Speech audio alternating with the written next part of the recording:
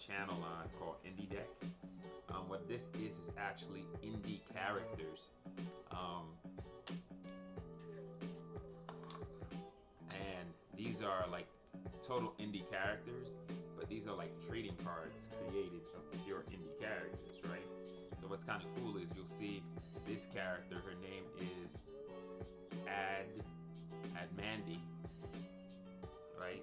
See Admandy there, and then when you flip it over, the card has her power rating, and her history, her powers, her real name, first appearance, so on and so forth. What's kind of cool about that is I have 3 characters in this deck.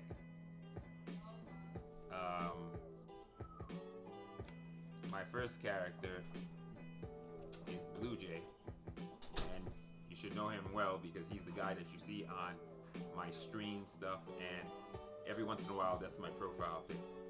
So that's Blue Jay, and this is his stats and his info, and his power level is like 102. The other character that I have in this deck is one of my anti-hero slash antagonists, not truly a villain, Ferris the Ironclaw, and you get to see his power level. His power level is 82. And then the final one that I have in this deck is a character which is a straight up villain.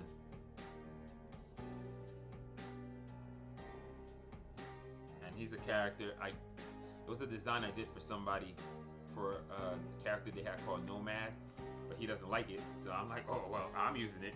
And I'm like, then I'm going to use that. And that character is called Teardown. And his power level is 65. The funny thing is, he looks like he has a weaker power level than Blue Jay and whatever. Like physical matches, they're similar. The reason Blue Jay has such a higher power level is you'll notice that there's 4 stats on the bottom. He only has 1 of them green. Blue Jay, I believe, has all 4 of those green. So that's why, or 3 of the 4 green. So that's what bumps his power level. Each one of those are worth 10. So I think Blue Jay has all 4. That's what makes Blue Jay power level 100. He has access to money. He has access to corporations and power. He has access to magic, and he has access to exotic tech. So all of those 4 things are what boost his power level. Without them, his power level is somewhere in 62. So actually, the other character would be much closer to him. So it's pretty neat. But yeah, I just wanted to show you all real quick indie deck.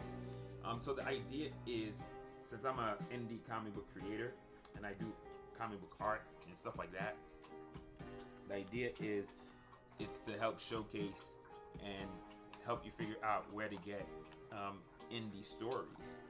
And the whole idea of that is, with all the cool stories that you're seeing coming out from Marvel, and even some every once in a while DC will hit get lightning in a bottle and create a really good movie. Superhero stuff is really cool, and the idea about it is, if you think of it as like mythology, it's like our new world mythology. Back in the day, instead of superheroes, people had gods. So that's the whole concept is going on with that.